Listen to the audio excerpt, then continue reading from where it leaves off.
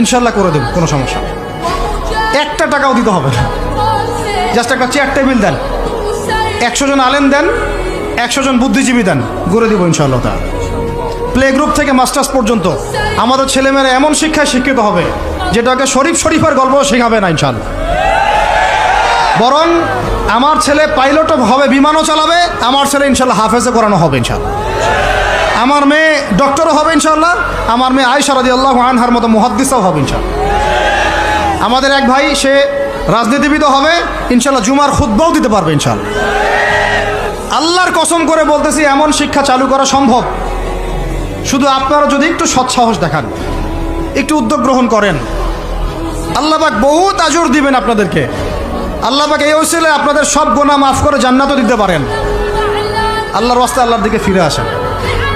আমি আপনাদের সবচেয়ে শ্রেষ্ঠ বন্ধু।